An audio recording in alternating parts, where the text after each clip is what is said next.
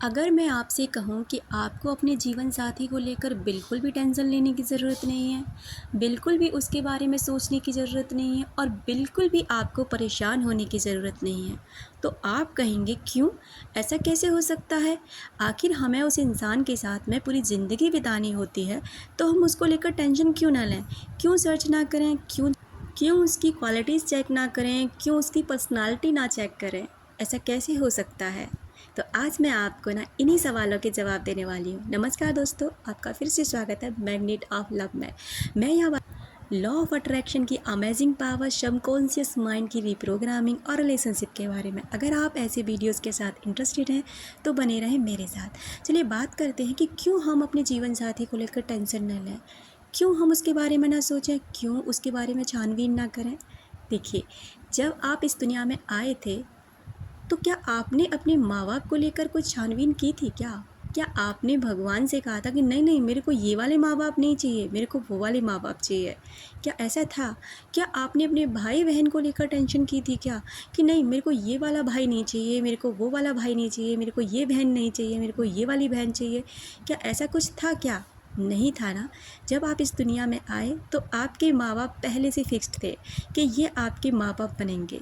उसके बाद में उन माँ बाप के लिए जब आप इस दुनिया में आए थे तो उन्होंने भी नहीं सोचा था और ना ही किसी बच्चों में से आपको चुना था कि नहीं मेरे को ये वाला बच्चा नहीं चाहिए, मेरे को ये वाला बच्चा चाहिए। ऐसा नहीं हुआ था ना, क्योंकि ये सब पहले से फिक्स था। ना ही आपके भाई बहन आपको चुन सकते थे, ना ही आप अपने भाई बहन को चुन सकते थे। जो भी इंसान आपको अपनी लाइफ में मिलता है ना, आप उसको चुन नहीं सकते और ना ही आप अपनी मर्ज़ी से उस व्यक्ति से मिल सकते हैं। ये सब पहले से निर्धारित होता है। क्यों होता है? क्योंकि ये हमारे प्रारब्ध होते हैं। प्रारब्ध मतलब जिन आत्माओं के साथ, जिन व्यक्तियों के साथ हम अपना संबंध निभाते हैं और हम उनके साथ ना अपने कार्मिक अकाउंट बनाते हैं। जैसे कि मान लीजिए आप अपनी बैंक में आपने पैसा इकट्ठा करा, ठीक है। उसके बाद में आपने वहाँ पर एक खाता खोल रखा है और आप उसमें पैसे जमा करे जा रहे हैं और आपने एक समय पर आकर वो खाता बंद कर दिया, लेकिन आपके पैसे अभी उसमें हैं। अब क्या करेंगे? अचानक से आपको ज़रूरत पड़ी, इस समय आप कोई काम नहीं करते और अचानक से ज़रूरत पड़ी, आप उसे भूल भी चुके हैं, लेकिन किसी ने याद दिलाया कि अरे अभी तो आपके बैंक में पैसे हैं, तो फिर आप उन्हें निकालेंगे ना, वो आपके काम आएंगे ना। ठीक उसी तरह से जिस तरह से हमारे कार्मिक अकाउंट्स होते हैं, तो हमारा जिस व्यक्ति के साथ भी संबंध होता है हम उस जन्म में भूल जाते हैं और जब इस जन्म में आते हैं ना, तो उसी जन्म के आधार पर ना इस जन्म में हमारा लोगों के साथ ना एक कार्मिक अकाउंट होता है। किसी के साथ खुशियों वाला अकाउंट होता है, किसी के साथ दुख वाला अकाउंट होता है। कोई हमें पल भर में खुश करके चला जाता है और किसी के साथ हम सालों साल रहते हैं फिर भी वो हमें खुशी के लिए तरसा देता है। ऐसा इसलिए होता है क्योंकि उस व्यक्ति का उसमें कोई दोष नहीं होता।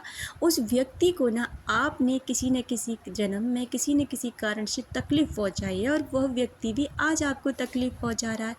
तो बात करते हैं कि पार्टनर के बारे में क्यों नहीं सोचना चाहिए। जब एक बात बताओ, जब माँ बाप पहले से फिक्स्ड है, बहन भाई पहले से फिक्स्ड है, हर कोई आपकी लाइफ में पहले से फिक्स्ड है, तो पार्टनर क्या कहीं अलग से आता है क्या? वो भी आपकी लाइफ में पहले से फिक्स्ड होता है। देखिए, आपने अक्सर देखा होगा कि किसी किसी लड़की के लिए घर बैठे रिश्ता आता है और किसी किसी के लिए बहुत सर्च करना पड़ता है फिर भी नहीं मिलता। कभी जब जिसका टाइम जिससे मिलने का होता है ना, उस समय पर ही वो इंसान उससे टकरा जाता है। ना तो आप अपनी मर्ज़ी से लव मैरिज करते हैं और ना ही आप अपनी मर्ज़ी से अरेंज मैरिज करते हैं। ये सारी चीज़ें आपके लिए पहले से लिखी हुई होती है कि आपकी किसके साथ मैरिज होनी है। जैसे कि देखो, आप कभी किसी इंसान से प्यार करते हैं लेकिन वो इंसान आपकी किस्मत में नहीं होता, किस्मत में तो कोई और ही होता है। आप पूरी कोशिश करते हैं लेकिन कुदरत आपको नहीं मिलने देती।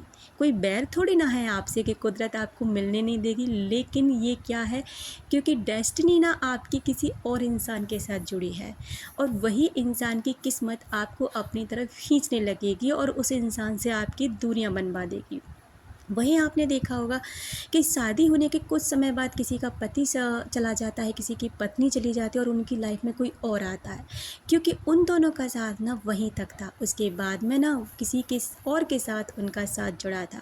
तो ये सारी चीज़ें, मेरा कहने का मतलब इतना है यहाँ पर कि आप कुछ चीज़ों को लेकर परेशान मत होया करो, ना ही पार्टनर को लेकर, ना ही किसी और चीज़ को लेकर, क्योंकि कुछ चीज़ें ना आपकी लाइफ में पहले से ही तय की हुई होती हैं और वही चीज़ें आपको मिलती हैं। हाँ, इतना हो सकता है जैसे आप इस जन्म में बहुत अच्छा कर रहे हैं, तो धीरे धीरे जो ख़राब चीज़ें आपके लिए जोड़ी गई होंगी ना, जो आपने पिछले जन्म में किया हुआ, उनको धीरे धीरे कम किया जा सकता है।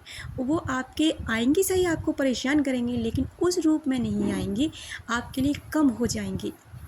तो आपको क्या करना, आपको अब कमाई करनी है। अब मान लीजिए आपने इस जन्म में, उस जन्म का आप यहाँ पर ले रहे हैं और इस जन्म में आपने कुछ किया ही नहीं, कोई भी रिश्ता नहीं बनाया, कुछ भी नहीं किया, तो उस जन्म में आगे आपको क्या मिलेगा? कुछ भी नहीं। अच्छे कर्म हमेशा करते रहिए, क्योंकि अच्छे कर्म हमेशा आपसे मिलने आते हैं। जिस तरह बुरे कर्म मिलते हैं, उस तरह अच्छे कर्म भी आपसे मिलते हैं। अपना रखें ख्याल, अपनों का रखें ख्याल, जिससे आप अट्रैक्ट कर सकें ढेर सारा प्यार और ढेर सारी खुशियाँ। मिलते हैं अपने नेक्स्ट वीडियो में।